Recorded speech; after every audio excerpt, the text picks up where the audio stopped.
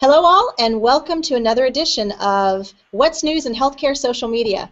I'm Kathy Brown of Brown Knows Social Media, and today I have a wonderfully exciting guest, Mark Seydel. Did I say your name right? Seydel, yes. Seydel. Would you like to say hello to everyone? Hi, how you doing? I'm Mark, and thank you for having me on the show.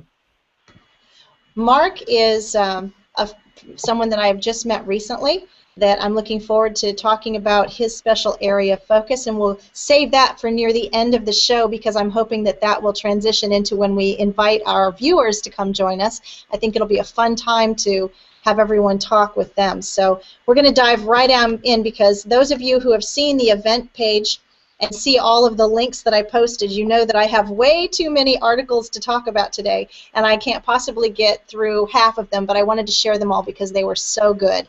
So if you have a chance after this Hangout is over, go to the very early posts and look at the links that I shared. I think that you'll find them useful. The first one that I want to talk about is Healthcare Harnesses Social Media by U.S. News. And I think this is a really interesting article because it points out the importance of listening in social media as much as posting and participating in social media. Mark, do you have any particular ways that you listen in social media to your audience? Oh, many. Feedback, you constantly have to look at feedback. You have to know your audience. So you have to constantly pay attention to what they have to say, what they want. If you're not offering them what they're looking for, then you no longer have an audience. So I pay very close attention to what people are saying. I do too, but this article really threw me for a loop because it wasn't really talking about your typical listening. It was talking about hospitals listening to current and local news in an effort to be more easily prepared for either a disaster or a sudden event that would need to be reacted to. And they used the example of the Chicago bombing and how the people of the local hospitals were listening and knew what was taking place before those injuries came in, and they were able to prepare for it in advance. I think that's brilliant. Right. So what I want to point out about this particular article is if you don't already have someone out there just listening to the local news, maybe this is an area where you want to spend a little bit of time doing something or preparing some kind of a plan to be listening out in the social space. Maybe you should have somebody assigned that task so that when something happens locally, you're ready to respond to it. Even if it isn't a local disaster, it could just be an outbreak of something. It could be the local schools are closing because of a flu epidemic. Well, if you know that that's a local topic of interest and you address it at that moment, you're going to be a lot better prepared for all the people who suddenly start calling in and asking if it's too late for a flu shot and everything else that you may otherwise have to address on a one-on-one. Another part of this article was monitoring patients. This is kind of I call it creepy. It's a little bit creepy. You know, the government listens to us. We know that now because of the Snowden issues. And this actually was, I think it was a Navy base, Navy hospital, where the employees were setting up Facebook profiles. And they were using them only for this purpose, so they weren't posting anything inappropriate on them, but they were asking their patients to friend them. And in doing so, they were able to, I don't want to say monitor because that's kind of a clinical term, but they were kind of monitoring the patients in an effort to get a better understanding of their lifestyles and the struggles that they were having. And they didn't say this directly, but they implied that a lot of it was PTSD, is that right? Post-traumatic syndrome. I don't know. Did you know? PTSD. Yeah. I get it mixed up all the time. Yeah, and they were monitoring patients so that they would know when some of the psych patients were having harder times, struggles, and moments where maybe they needed someone to reach out privately and say, would you like to come in, or is there anything we can do, or is there somebody you'd like to talk to? I'm kind of curious what people who are watching think about that, if they think that that is crossing the line by listening and not really stalking, but listening to patients in an effort to give better. I'd like to know what you all think when you come into the discussions. Maybe we can get some live comments on that. So when we think about patients sharing in the social space some of their private thoughts that are no longer private, of course, when they go into the social space, but even if you don't actively listen to your patients for the purpose of gathering personal information about them, what happens when a patient decides to tweet you or post on your Facebook page that they're thinking about something like suicide and harming themselves? What if there is a medical emergency that you're made aware of through no fault of your own, but it happens? I am posting a question on the event page to see what some of the responses are, because is there a responsibility to respond to that? And if you knew that a patient was thinking about killing him or herself, would you respond immediately, or would you feel like you had to seek advice from someone, a superior, to know how to handle that? And should you have a plan in place ahead of time so that when something like this happens, you're equipped to address it? And we've got some answers here already that I'd like to share. Let's see what we've got here. We have Cheryl Deuce says, 15 years ago we had a tornado here in Salt Lake City. Very rare, and we're monitoring. Ever since, IHC has dedicated personnel that monitors news as well as social media for such indications. I've heard they even use it for flu outbreaks in the winter. So if they're already listening for that, Cheryl, I wonder what it would take to get them to listen to patients and just be ready for something that might be happening locally with a particular patient. I'd like you to kind of chew on that and get back with me on your answer on that. So we'll see if we get any answers regarding the tweets on patients hurting themselves. So I want to move on. We don't have a whole lot of time, so I do have to just move on. So keep your comments going, viewers, because I really like those. I was watching some of the tweet chats going on. For those of you who don't know, Sympler, sympler.com, is a great website for healthcare hashtags. And healthcare hashtags can be used for a number of things, and one of the purposes is tweet chats. There are a lot of health disease-specific tweet chats that patients participate in, usually one day a week or one day a month, and I was watching one that was specifically on HIV. And it was, let's see, what's the name of that tweet chat? Health XPH.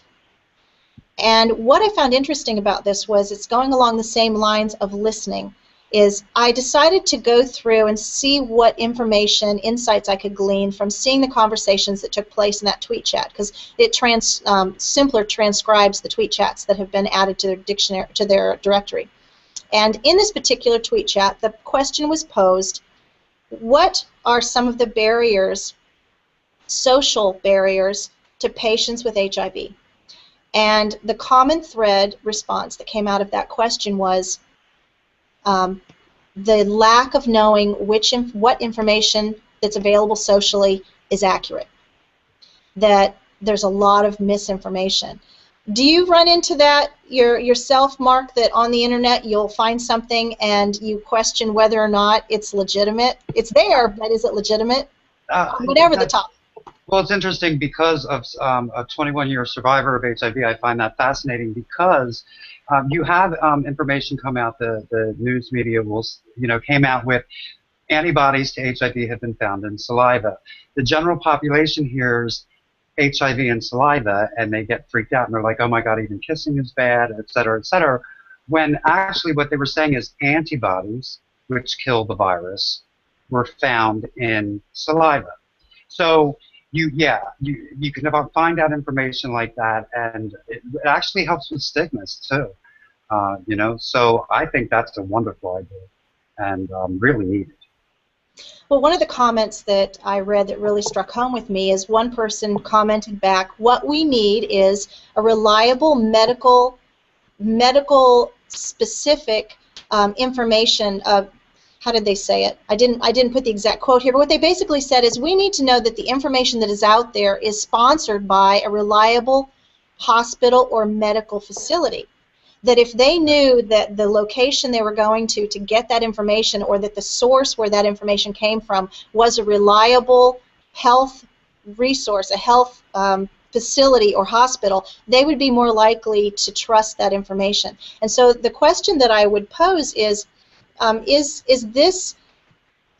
a growing need that we are now at a point where we need to seriously consider going in and setting up either communities or YouTube channels or whatever that collection of resource is, so that we can broadcast, hey, this is a real facility, this is a real hospital, a real health system, a real physician's office, whatever your facility is, and we're going to give you the right information. Maybe this is really calling us to task to do that. I think it's needed, especially now that doctors have to see so many patients per hour just to make a living. It's in and out. It's needed more now than ever, as far as I can see. Well, it's funny that you just segued perfectly into another article. One of the articles that I posted out there is the healthcare industry is pushing patients to help themselves. And this article, at first, it really didn't sit well with me. I felt like it was an article that was like a Dr. Jekyll and a Mr. Hyde, because as I started reading the article, it sounded like the author was coming from the angle of, well, doctors are too busy, they're too overworked, and they're too tired to get patients well, so they're putting the responsibility back on the patients. And I thought, wow, is that ever a poor way to approach a topic? But as I read through, it was as if the person who was writing it had stepped away and had come back, and the tone of the second part of the article was entirely different. So the article was addressing the fact that there was this new buzzword that we hear a lot called patient engagement, and that patient engagement was not just patients talking about getting better, but patients having an active role in staying healthy and what that entails. The largest barrier to patients being engaged, according to this article, was that they don't know what they can do. Even when they're told that patient medical records are going to be made available to them, a lot of them don't care because they don't know what they do with the records once they get them. Have you ever gotten medical records and you look at them and it's all Greek to you? No, because I'm the neurotic person that would look everything up on the internet. Okay, so you're the But evil. no, I do. But I definitely understand that. You know, we're so used to doctors telling us what to do, being taken care of from cradle to grave, and we just listen to our doctors. We really do need to start taking care of ourselves and taking more control over our health care, without doubt. And I think a lot of people want to, but if you don't know what that means, then you don't even know where to begin. Which social media, the things that we were talking about before, could certainly help with. That's right. And I think that this is a real opportunity for the marketing department to indirectly help with the care of patients, because if you can provide that information to patients to say, this is information we'll provide you, this is where you get it, this is how you get it, now this is how you respond to it. This is where you can get some good information, some of the other stuff you may not understand or care to look at, but here are some action steps. And if you can communicate with patients how they can take those first action steps and use the information, and maybe even supplement that with, here's a fitness app where you can track X, or for diabetes, here's a carb counter, or any of those apps that would help with being proactive about being educated and informed about lifestyle choices that will impact health. Patients will appreciate that. Physicians and other health providers will appreciate it, because these are proactive steps in keeping the patients healthy. And I think everybody wins when we communicate what can be done from the patient standpoint in combination with the health provider standpoint. One of the things I wanted to point out about this article, too, is that they talked about health-wise providing what they called information prescriptions, and they were really just videos of doctors giving specific advice about a specific disease, whether it was explaining a condition, explaining how to take a particular med or a particular procedure. My question to you as healthcare marketing professionals is, why can't you set up your own mini version of this? Maybe you don't have the budget to go on to HealthWise or to pay some other company to build and maintain this elaborate library, but YouTube is free. And as long as this information isn't specific to a patient, and as long as the information wouldn't cause someone who shouldn't have that information to get that information available, then there really isn't harm in getting these video libraries built, especially if you put them, if you have them as unlisted, so that not everybody suddenly finds them. You can disseminate that through links as you see fit, if you prefer, in some of the cases where the information is more sensitive. So, have you ever gone to YouTube to find out about some kind of health information that you were looking for, Mark? I'm sure. I think that YouTube is a valuable resource. It's, I mean, you have some pretty well-known doctors and healthcare providers on there. It's a great place to go. You know, and a lot of us, you know, you look on the internet and you look up symptoms and everything. You're like, okay, I'm dying, but there's the whole other Dr. Weil. Dr. Weil is on YouTube. And I absolutely love him. I don't know how everyone else feels about him. I use a lot. So obviously you found some doctors that were on YouTube as well, right? I know that. Yeah. I wish that we had more. I think that if physicians understood the value of capturing those messages that they deliver 20 times a day because 20 different patients ask the same questions, or because they have a particular process that they like to go by, which involves a little explanation over and over and over. It would be nice to have those libraries that you can refer patients to say, okay, I'm going to tell you today, but I know it might not all soak in, but here's a link to the video to refresh your memory when you need it most. So, I mean, don't we have to call people to task here and be like, get these created? You know what I mean? This is a great opportunity for anybody to get involved in getting something like that built. Definitely. Okay, now I want to switch topics because I'm really excited about some last-minute news that came up. One of them, well, let's lump them all together. There are several Google Plus tools that have recently been revamped that I'm really excited about, and I wish that I could say that I knew them all intimately and could run through them and give you all the highlights, but I'm still learning them. But they're well worth the visit. And the first one I want to mention is Node 3X. And Node 3X just got a major overhaul to offer some new great information about your influencers and your audience. And if you're not familiar with Node 3X, I suggest that you check it out. It provides some really great information. I'm going to put a link to on the event page that is a recent Hangout where they walked through Node 3X to highlight the changes that were going on. And now Node 3X will show you who your influencers are that are resharing your information, and it's based on keyword search on Google+. So there's a lot more graphics to understand what you're seeing. I think you do have to play around with it a little bit to really get a feel for how it's going to help you. But I remember the early days of Twitter, when we started having the third-party Twitter tools that would either help you follow or unfollow or find keywords. Were you one of the early adopters of Twitter, Mark? I was, yeah, but in a totally different area. I was into the indie music scene, so I have a site that's dedicated to indie music, so it has nothing to do with what I'm doing now. But yes, I was, and the tools were great. Well, when I joined Twitter, I was wing spouse, so I was doing something totally different as well. So I can relate to that. Well, another one of the tools that I'm really excited about, and I have personally been involved with, and Mark, I believe you said you were personally involved with in the early beta days, is Circuloscope. And I want to clarify, I have said this tool, I've given the wrong name of this tool multiple times. I always forget there is an O between the circle and scope. It is Circuloscope. And Circuloscope has been around for a while, but it started out as a very hard tool to use, and you had to really want to use it to figure it out. And over the period of time, I forget how you say his name, Asten, I think is how you say his name, the creator has been reshaping it to be usable. And this is equivalent to a follow and unfollow tool in Twitter with a lot more robust opportunity.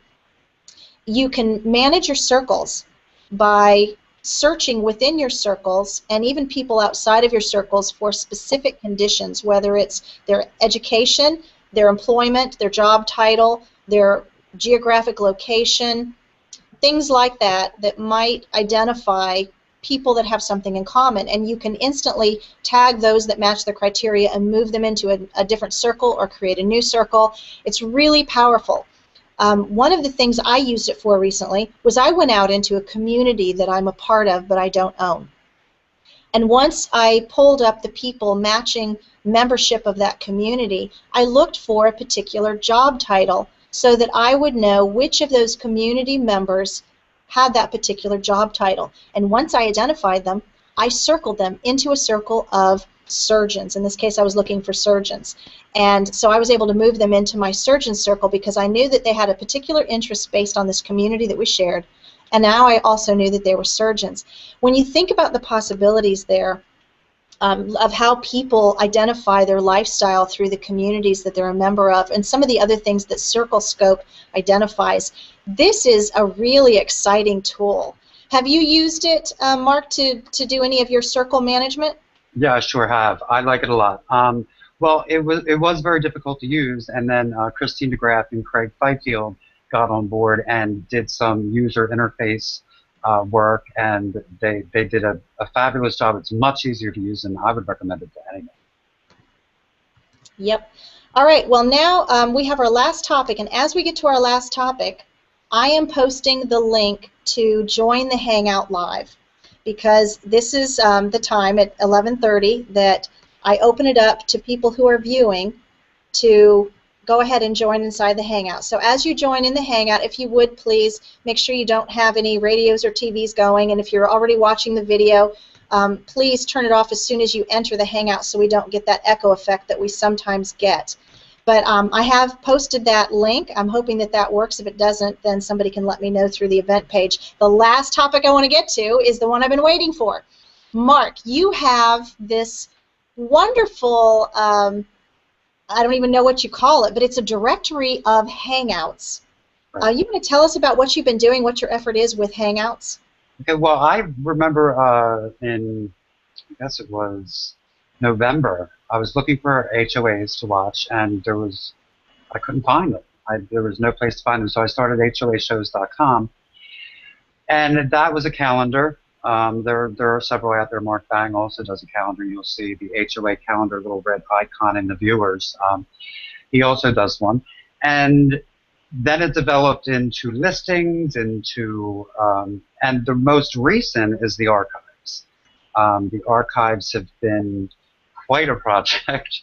And what I had down medical, and then I talked with Kathy, and I was like, this needs to be really broken down a lot more. So I'm going to work with Kathy in getting the various aspects of healthcare broken down into categories. So, and the Kathy has a page, her own page of shows that she's been on, and I'm open to any suggestions from people who are in the healthcare industry as to how to break this down and to make it, as efficient as possible for viewers.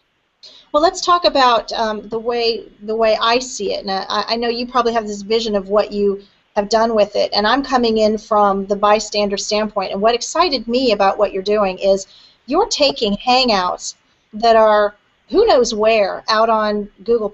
I don't know half of the Hangouts that are happening, and you're tagging them, categorizing them on a page where that page represents a particular interest or category. So, for example, in the case of healthcare, you attempted to create a page that originally you called healthcare, I forget what it was, but you made me change it. Yeah, the title wasn't quite right, and I think now it's healthcare topics. Is that right? It was healthcare systems. It was healthcare systems, right? Which was very vague. I think they were hospitals that were doing Hangouts. Right. And so you changed it, or maybe you're in the process of changing it to healthcare topics, and then afterwards I thought, well, wait a minute, healthcare topics is so broad, and we really opened a can of worms, but the fact that you're willing to talk about this, I think, is exciting, because if we can have and you can have a tab where any physician who wants to have a healthcare hangout on air to talk about a medical condition, a disease, a procedure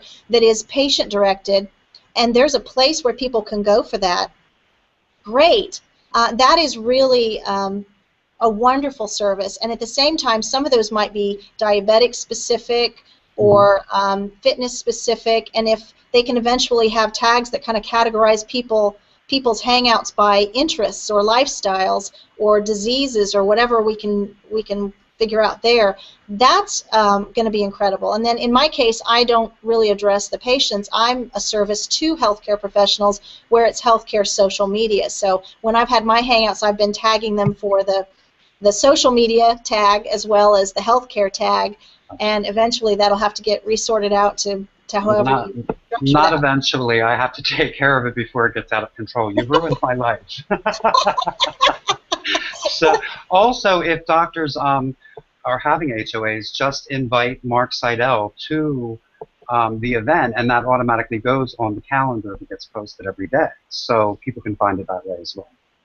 And that's an important point, because I didn't realize that when I first started. I saw your posts, and I finally caught on to the fact that I have a circle that I invite to my Hangouts, and I've added you to that circle, so you always know what my Hangouts are. We just lost Scott. We had Scott in here. Scott's awesome. Yeah, he is. So now that I know that that's how it works, I'm able to get on to the regular calendar, because you present a calendar that lists all these hangouts going on, which is one-stop shopping. I think that's great. And if you could go back to the event page after we're done talking here and share a link to one of your posts that shows that calendar. Sure. That would be great, so people can see one of the services that you're offering in getting exposure to these hangouts. I certainly will. And if you have any problem with the calendar, there's a little video tutorial right before the calendar on the calendar page. Because you can also use it to go back in time in the calendar to find, HOAs that have already happened. Oh, I did not know that. Yeah. It's getting there. Now, you have several categories, and I know that I was going back into Hangouts that I'd had before I had known about you, and you told me that there is a code. Am I allowed to say this? Sure. Okay. There's a code you gave me to categorize my Hangouts, and I'm able to go back into those YouTube Hangouts on Air and add it to the tag section of my YouTube video so that it is then categorized. And I think that's really important, because and we don't have to give the tags out until after you get things settled. Once you get the healthcare categories settled, you know that I'm going to publish those tags as soon as you let me, so that the people who fall into that category can very quickly populate your pages. I think that will be really exciting to be able to bring to view all of the wonderful hangouts that are happening in healthcare. Yeah. So no, we'll get those. We'll get them set up. And like I said, I'd rather get it done now before it gets out of control. Yep. So can you tell me quickly, what was the motivation behind doing the Hangouts show website? I couldn't find Hangouts, and I saw a need for what several people, Dennis Deuce called it the TV guide of HOAs. I just saw the need and got to work on it, and it did much better than I expected it to, and keeps me very busy. So. I'm sure it does. Is there any kind of a membership to this? No, not Maybe at all. you should think about that. I have Yvonne Hyman, who works on that aspect of it. Yeah, so. Well, Scott, you were able to join us again. Are you able to talk to us? Did you make a complete connection here? If you can hear me, the answer is yes. Yes, we can hear you. And if you can see me, then we will be complete. Here we go. Good morning. Woohoo! There we go. Good morning, Scott. Wow, it is an honor to be in a film strip with the two of you, two of my favorite people. So thank you for the invitation. Thank you. So you. are you able to hear a little bit about what Mark is doing? Are you familiar with his HOAshow.com website? I am familiar with it. Oh. He's very familiar with it. And it's one of those indicators of the maturation of the industry, if you can call HOAs an industry, because without a service that such as what Mark is providing, you just get lost out there. It's sort of like having a library of books without a Dewey Decimal System or even a building to put them in.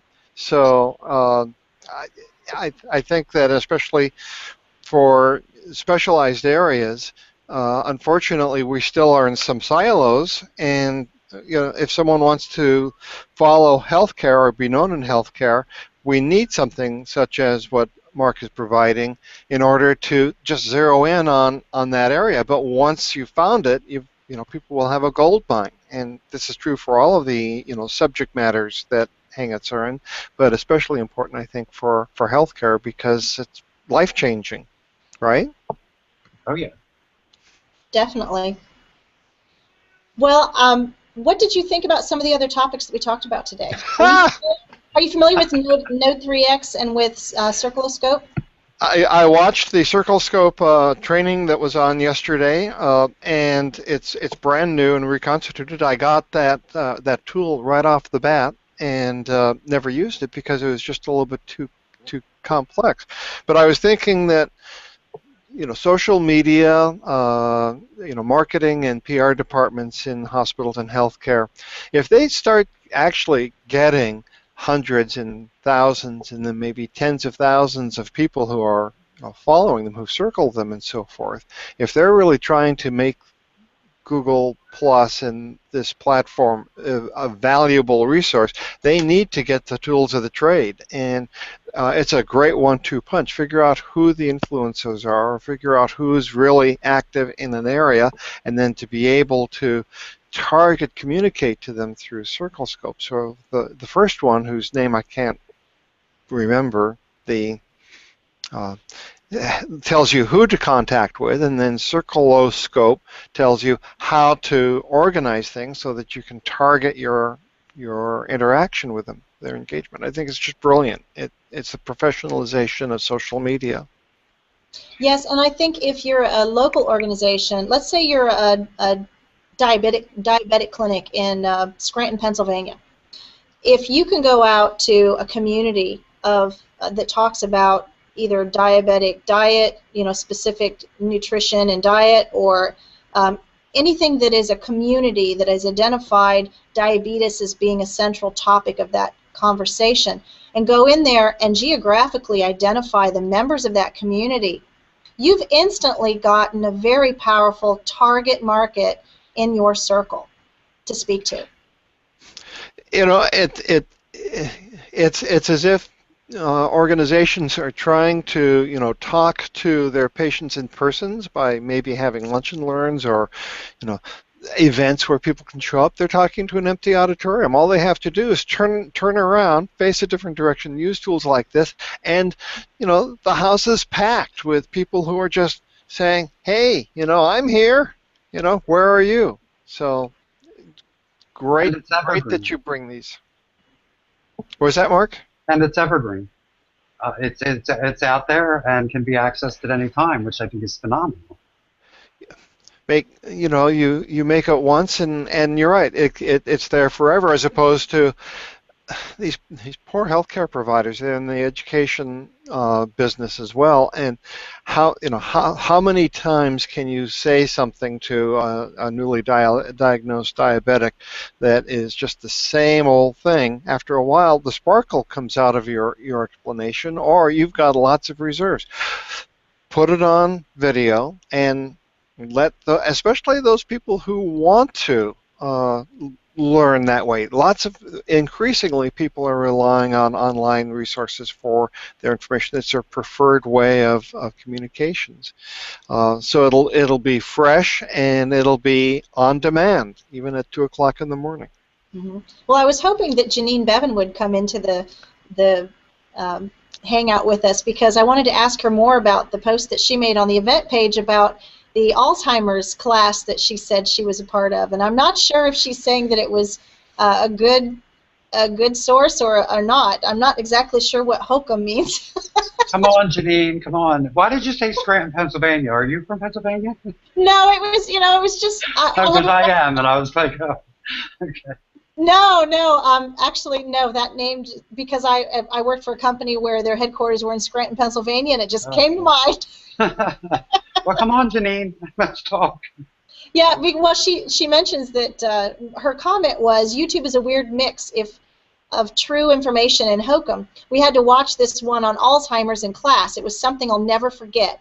You can read and see, but to experience it for yourself will change your perception forever. And then she refers to it. It's a link that goes to that YouTube channel. And I was curious if she was suggesting that it was a good video or if it was not a good video. But there are ways to communicate information in video that you can't communicate in text, because you can create an experience through video that is not the same in words.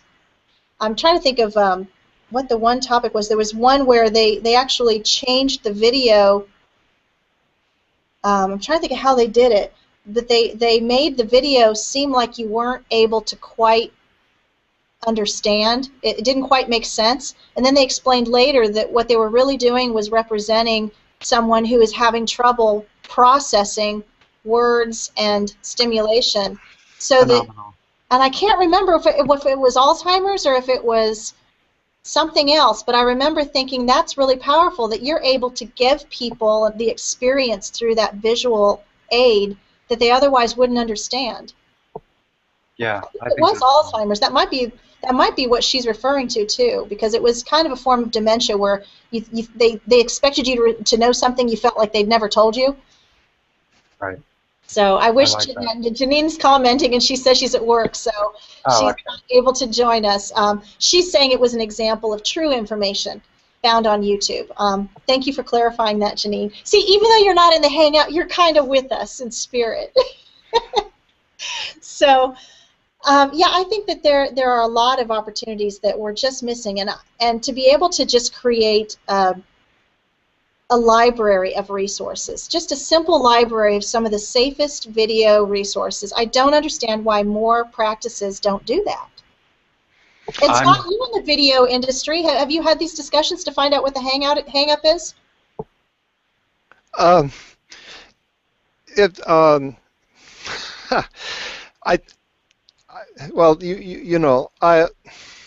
I'm stymied because I'm with you and a number of other people. It just seems so logical to be able to sit down and have a highly paid physician or surgeon or doctor, healthcare provider, talk off the top of their head for an hour, and then to turn around and take those and make them into frequently asked questions. And this is something that has not gotten, in my experience, has not gotten traction in the healthcare industry of just setting up a station where someone, when they have time, could just sit down and do something like that. Maybe have someone from the marketing or other department interview them so that you've got that interaction. So I'm not sure if I'm answering your question, but part of it is, will I emotionally connect with this doctor or with this institution? And video communicates that probably within 2 or 3 seconds, and then reinforces it for the entirety of however long that person is watching the videotape. I say videotape, it hasn't been taped in a long time. The other thing is, usually for most videos, it needs to be really short, like 1.5 minutes, 2.5, 3 minutes, because that's all the time people have nowadays. But when it comes to medical conditions, if you're interested in the topic, it doesn't matter how long as that information is valuable and it speaks to your condition or your loved one's condition, it can be almost any length at all. 45 minutes if I feel that I need to know that medical information for me, then that's the right amount of time. So you don't even have to worry about keeping it short, just have to worry about keeping it content dense so that people can watch and understand and appreciate what you're doing. And the key to that is that they'll appreciate it, and when they talk to their friends and neighbors, guess what they're going to do? They're going to say, hey, I happen to see, and then that's your word of mouth marketing.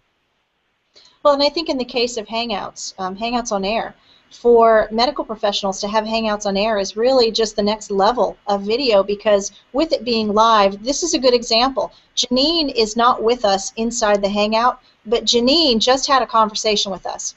Now, as a medical professional, if I'm talking about a topic and my compliance team or my legal team is telling me to be careful not to address specific patients' information, this is a nice, safe way to see what the audience is saying, because I'm able to monitor what comments are going on out there in the Google Plus sphere and YouTube, and to be able to bring in those comments in whatever generic term you need, and to redirect your conversation so that you get live feedback of how well you're delivering the message and where the misinformation or the questions are.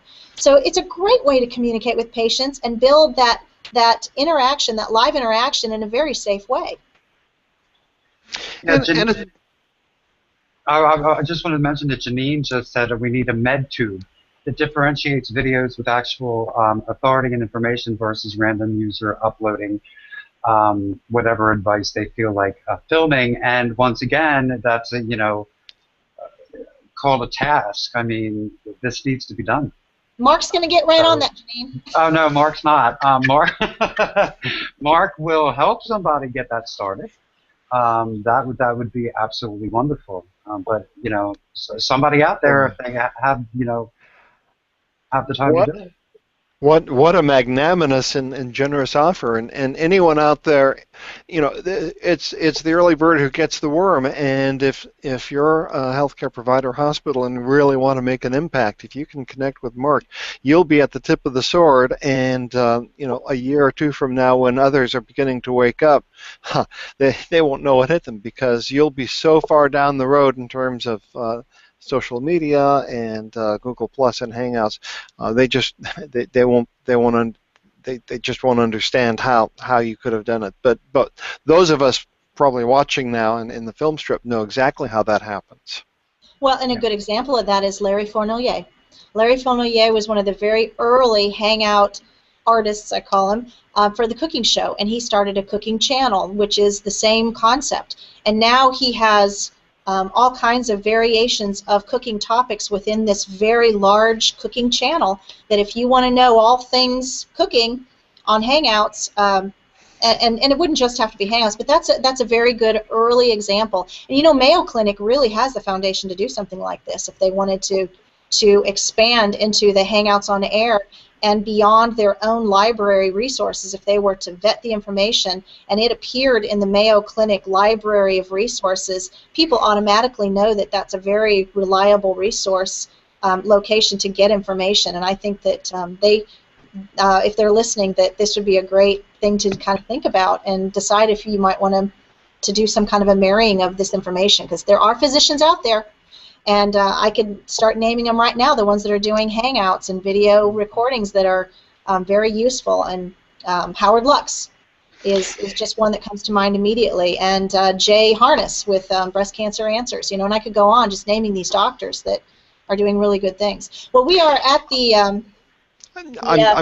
I'm going to interrupt you, because Larry has 1,155,000 followers. And so what happens is that anyone hopping on early, sorry for interrupting you, but maybe that will motivate someone. And this is just an individual. This isn't someone who started off on a high plane. Each one of those came from zero. So sorry, I'll let you get back on track. But anyone who wants to... Right, if you don't do it, someone else will. Absolutely. Well, and just to show you the value of video, and especially Hangouts, which is something that is not really being incorporated right now in a lot of people's library of resources. Last week, or I guess now 2 weeks ago, I mentioned a tool called Plus My Reach, where you can track the reach of your events when you post them. And I ran a report yesterday so that I could look at my reach prior to this event happening. And this week, my reach was over 4 million people because of the number of reshares to my event page.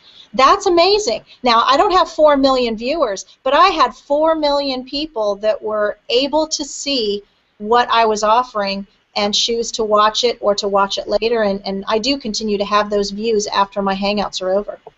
Yeah, that's your footprint. Yep. So we are going to have to wrap it up for now because it is a quarter till, and we have talked about some of the topics I posted on the event page. So go and look at the rest of the topics, and if you are so inclined, answer some of the questions that I posted on the event page. I've decided now that I like to continue the conversation. I have so much fun continuing this conversation on the event page when the events are over. So post your thoughts and we'll continue this conversation, and sometimes it might even spawn next week's conversation. So I want to thank Mark and Scott for joining me today, and Mark for you being my guest co-host for this week's What's News in Healthcare Social Media. Thank you for having me on and for the surprise. And this concludes this week's edition of What's News in Healthcare Social Media. Goodbye.